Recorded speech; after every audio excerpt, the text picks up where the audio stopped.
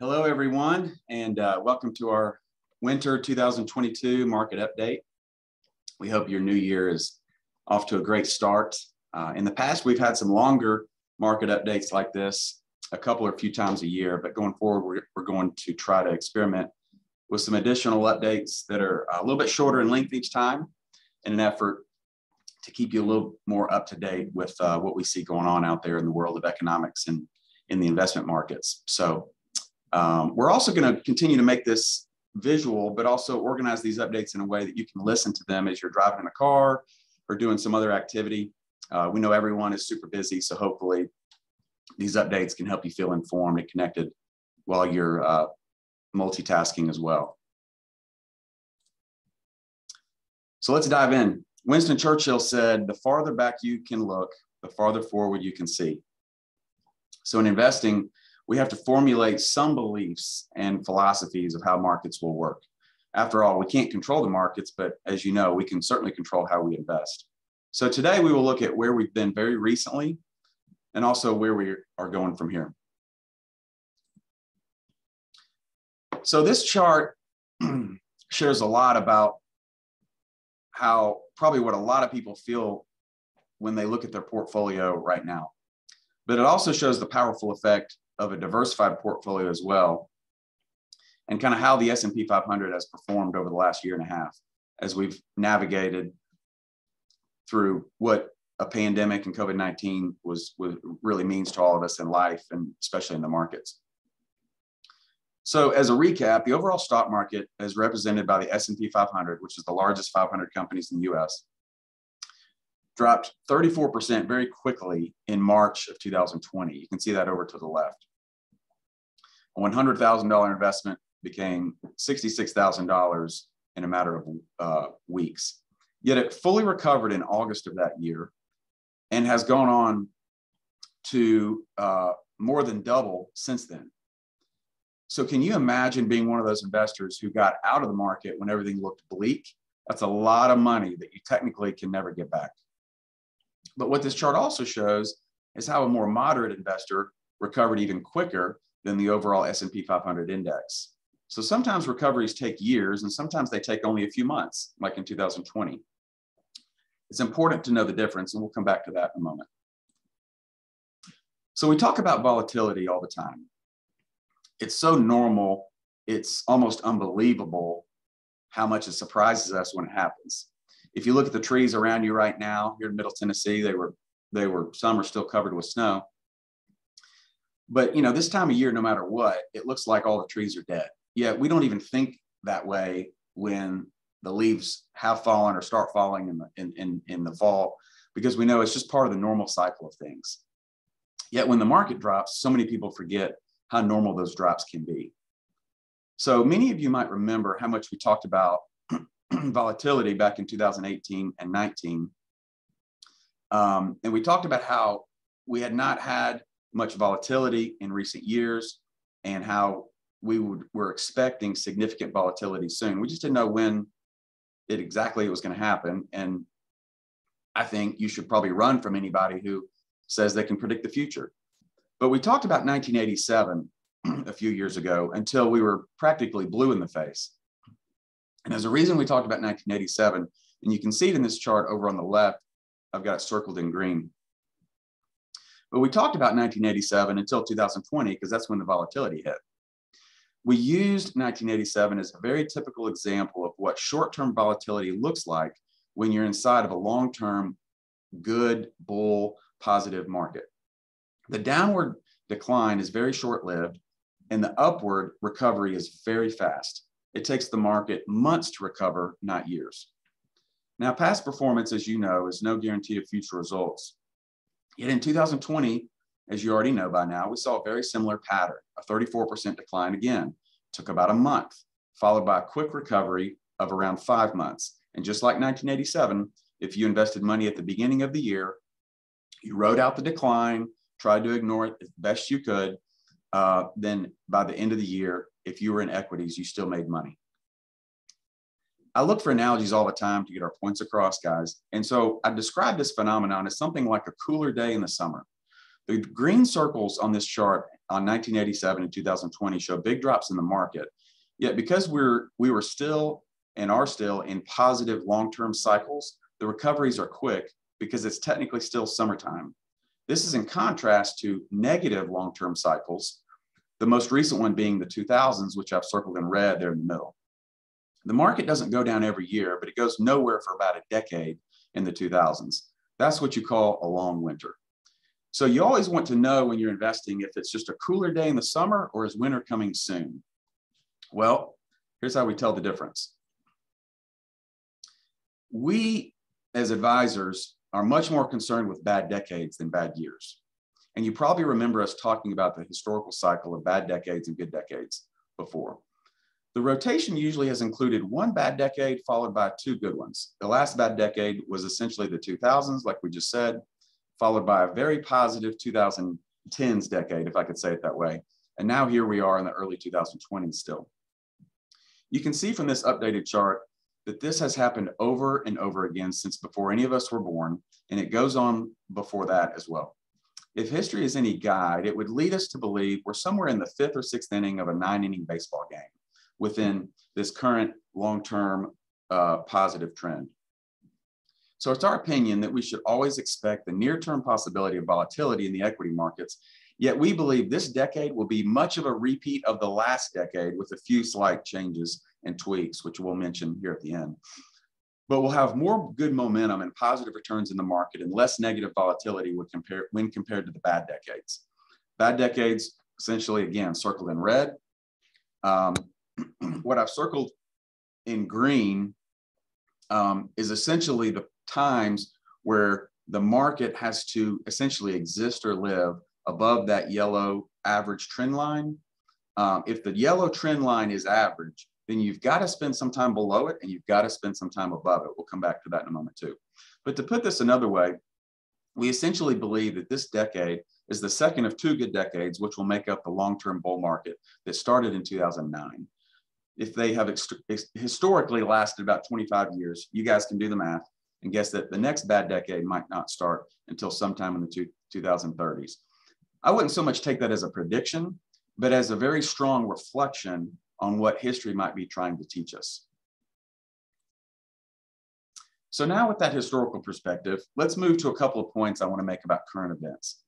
First of all, as it relates to COVID, you'll notice in the chart to the left, there are 4 distinct waves of increases in COVID new cases or deaths. The most recent spike in new cases is obviously due to the Omicron variant.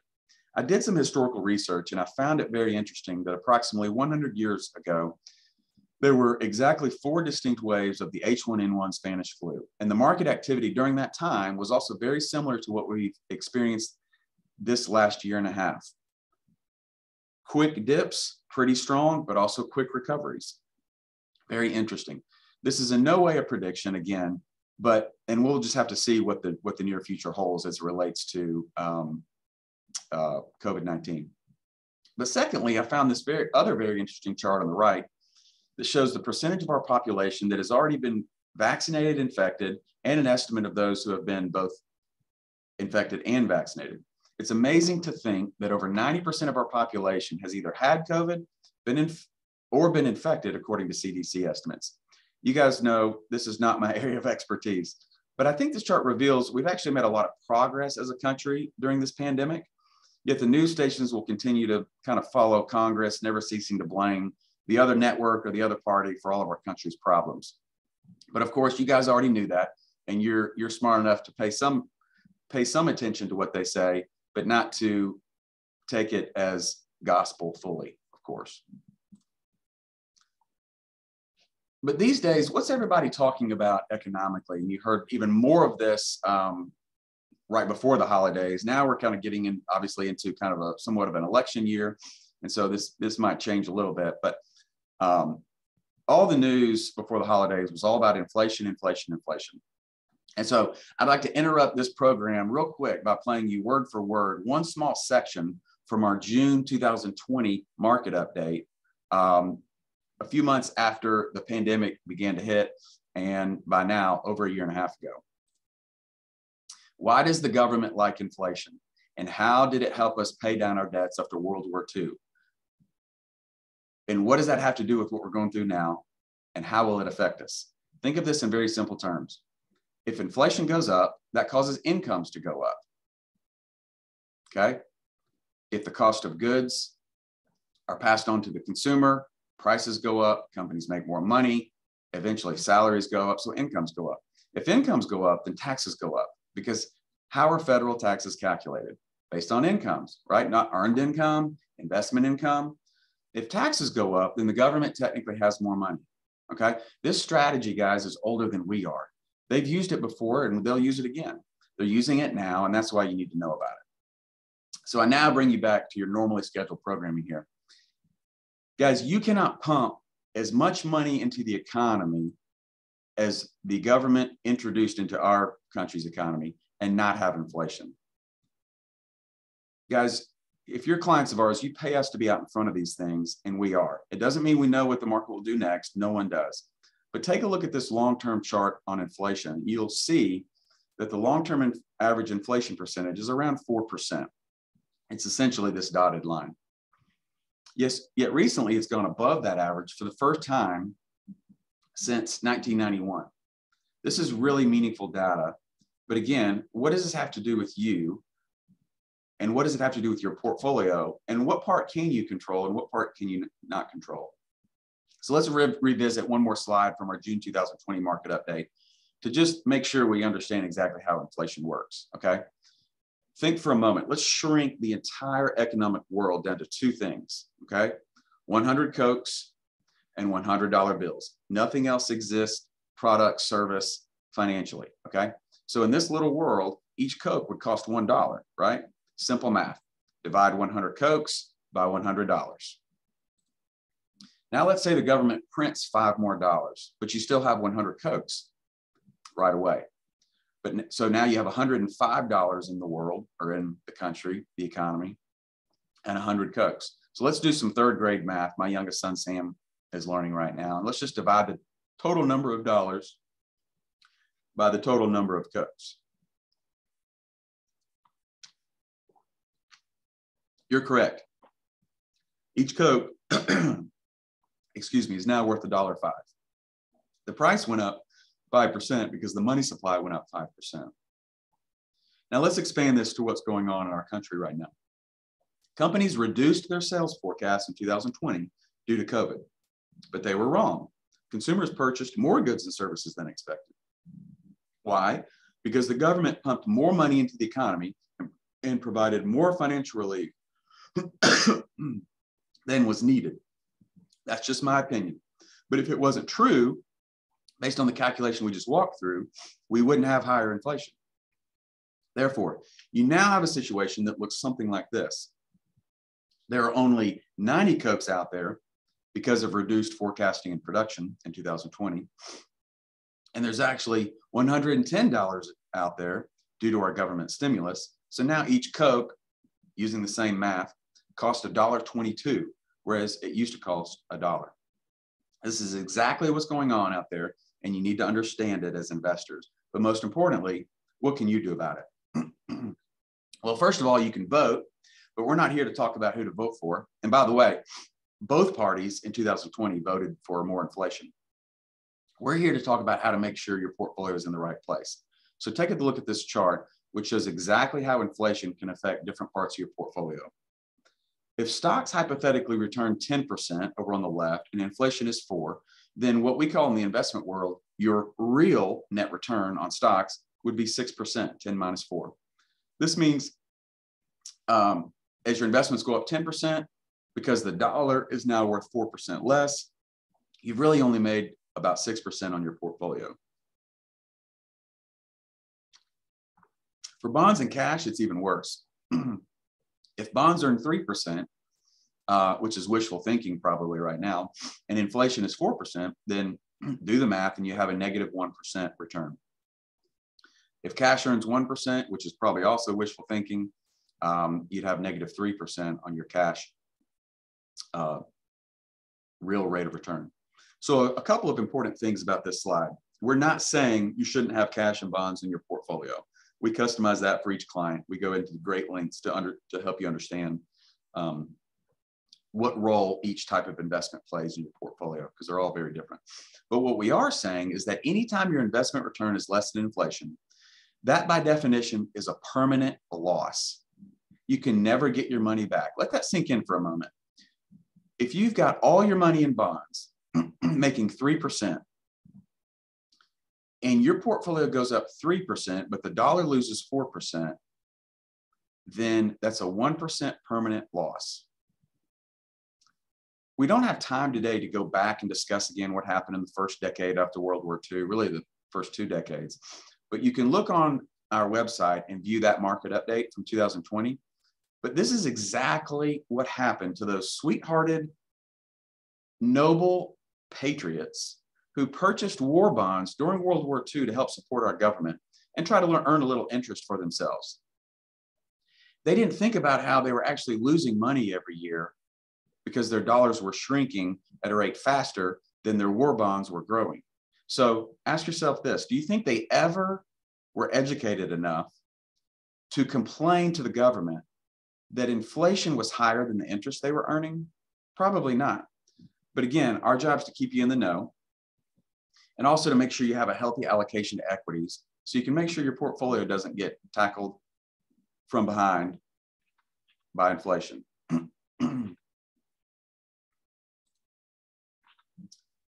Okay, lastly for today, it pains me to make a comment or two about some of the other new issues we will probably continue or probably face in this next version of the Roaring 1920s. Remember, if it's summertime in the markets and the kids are out of school, so to speak, what do kids do when they're out of school? Well, they enjoy their summer, but there's also a higher probability that they can get into more trouble because they have more time on their hands. So let me explain. One drum we will continue to beat repeatedly in the coming years is that serious investors must understand the difference between things that have value and things that produce value. That might be the most important thing that we will continue to say this decade. You could also say it this way. There's a difference between things that produce cash flow and have cash and are worth cash, okay?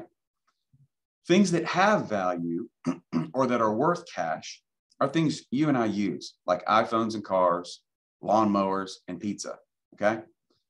Things that produce value or produce cash flow are companies like Apple and General Motors and Home Depot and Domino's, okay? Things that have value can go up and down, and so can the value of the companies that produce them. But there's just one difference. Things that have value don't go up as much as the companies that make them, okay? Let's take gold, for example, as it is often peddled as a good hedge against inflation and also the big bad stock market, okay? It is neither, okay? You can see from this chart that over short periods of time, you could probably make anything that's good look bad and anything that's bad look good, okay? So in this chart, just follow along. It looks like gold performed much better than the overall stock market, okay? Gold in yellow, the Dow Jones Industrial Average in green, okay? And that would be true for a period of time, which in this case is essentially the 2000s. This is 1999 through 2011. You could also probably find a similar chart if you wanted to compare Bitcoin to the stock market now or in the last 10 years. You could probably find a lot of data out there to support any hypothesis you want to come up with as it relates to cryptocurrency. But remember this, cryptocurrency evidently has some value to other people, and it might be something that grows in popularity and is here to stay, okay? All of that is irrelevant to what I'm saying. The popularity of Bitcoin and cryptocurrency is in some ways pointless. But remember this, it doesn't produce cash flow, okay? And you have to understand the difference. Also remember, as it relates to cryptocurrency, that value is not only based on demand, but also supply. We talked about Coca-Cola for a few minutes ago. Let's use that for example. As popular as cryptocurrency is becoming, it's not nearly as popular yet as Coca-Cola, okay? And so why is Coca-Cola less expensive than one Bitcoin? There's a huge demand for Coca-Cola, and therefore there's a huge supply. Okay, so you have to look at the other side of the coin, being supply. Because the supply of Coke is enough to meet demand, its price is relatively low and affordable, Coca-Cola. Okay, this is also true for water. Okay, so cryptocurrency's price will be affected not only by demand, but also supply. So as you have more suppliers enter the market because of growing popularity, it can bring the price down. So in our opinion, what the proponents of Bitcoin are missing is that as demand grows, suppliers will enter the market and thereby bring the price down.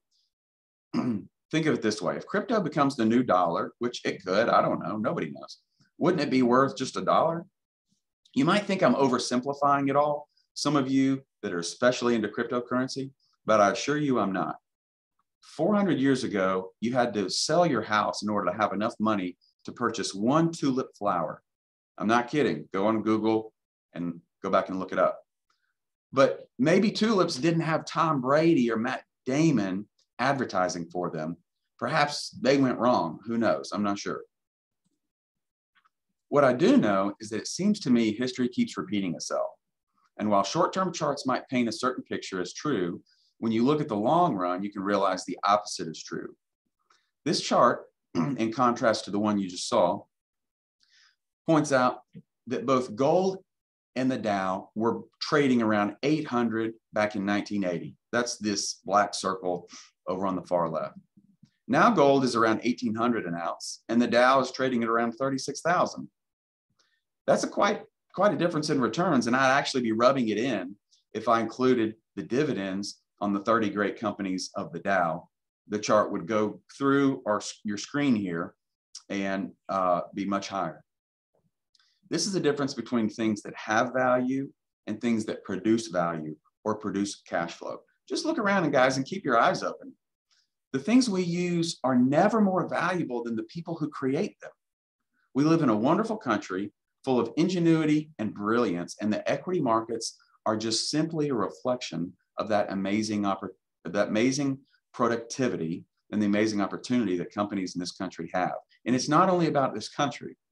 At least 1/3 of the revenues from US companies are generated from goods and products and services they sell overseas. So this is already a global market. Here's one other example that can help us to understand this second half of the long-term bull market we are in, okay? Bubbles will come soon if they're not already here, and eventually they will pop. Look at what happened to the NASDAQ, okay? Where so many of the dot-com companies were trading at the turn of the century. Remember that time period? In the late 90s, dot-com companies were all the rage, yet most of them never earned a profit. Somehow we knew they had value. We were trying to get our minds around what the internet might be. And somehow we knew these companies had value, but they weren't producing any value. They weren't producing any cash flow, many of them. Yet as we look back, we now know that the internet, as in .com, was here to stay. But over the long run, and in this case over the short run, diversification wins again.